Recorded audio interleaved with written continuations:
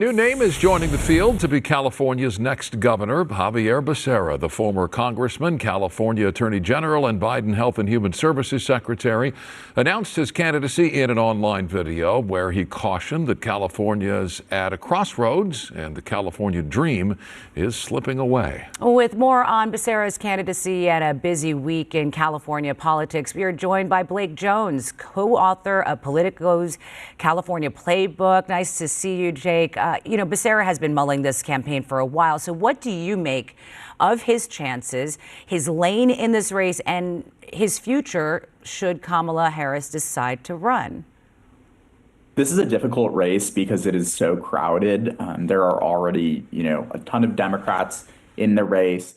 Obviously, the big looming question is whether former Vice President Harris gets in the race and, completely scrambles it. But for the time being, there isn't necessarily a clear front runner. For the public polling that has been out there, former Secretary Becerra has been polling in the mid-single digits, behind the pretty consistent front runner in former Representative Katie Porter.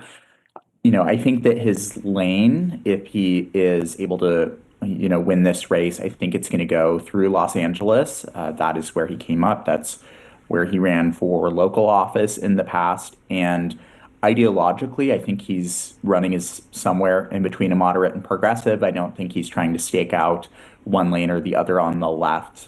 I do think that he will, have an opportunity to critique President Trump and try to get voters energized by doing that because he was, formerly not only in the Biden administration, but also California's Attorney General when he sued President Trump over 120 times. So I would expect to see him talking about that a lot as he ramps up his campaign. All right, Blake, switching gears. Yesterday, State Assembly member Bill Essayli resigned. Today, he was sworn in as U.S. Attorney for the Central District of California, which includes Los Angeles.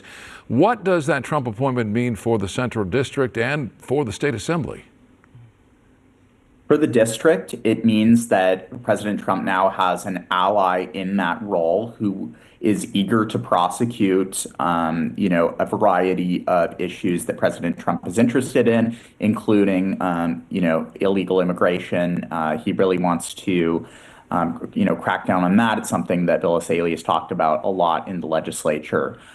He also is particularly interested in gender issues. He thinks that transgender athletes should not compete on girls and women's sports teams. And he has said that the courts, should decide that as recently as this week. So I think you'll see him focusing on those issues. What it means for his seat, we have already seen him endorse a candidate for a special election to replace him in the state assembly. That's Lake Elsinore City Council member Natasha Johnson. I think that early on, we don't know who else is going to get in, but she could be the favorite due to that institutional support. All right. And Blake, this week, California's Secretary of State cleared the way for proponents of the latest Newsom recall attempt to start collecting signatures. And they have until September 4th to collect 1.3 million of them. What is the goal here? And could it actually help Newsom ahead of a possible 2028 run? The goal here is, in fact, to recall Newsom, which probably sounds obvious, but the group of proponents of this recall, led by a guy named Randy Economy, are, very strident Newsom critics, and they do want to see him out of office. But, one thing to consider is that this is, at least the 8th recall attempt against Governor Newsom, and, only one was able to make it to the ballot early in the pandemic, and that was defeated pretty easily. If this one does in fact qualify, and succeed in that unlikely scenario, Governor Newsom would be, kicked out of office just before his term ends in 2026. I'm not sure that it could help him in 2028. I don't really anticipate seeing Governor Newsom, campaigning, off of the recall or using it to boost him necessarily. I also don't know how much it'll hurt him either, just because it would have to get really close to qualifying or qualify to get a lot of national attention and kind of permeate audiences outside of California.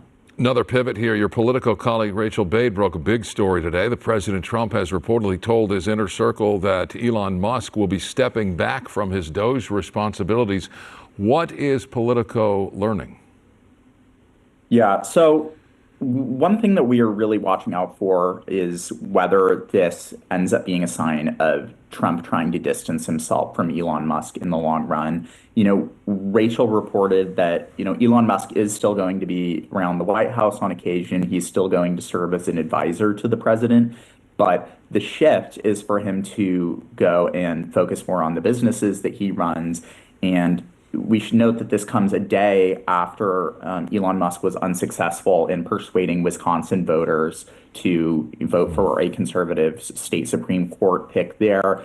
This could certainly be read as a rebuke of him and, a rebuke of Musk because he's just frankly polling a lot worse than President Trump is right now. Blake Jones, co-author of the California Politico Playbook. Thank you so much for your time tonight. Thank you. Thank you, Blake.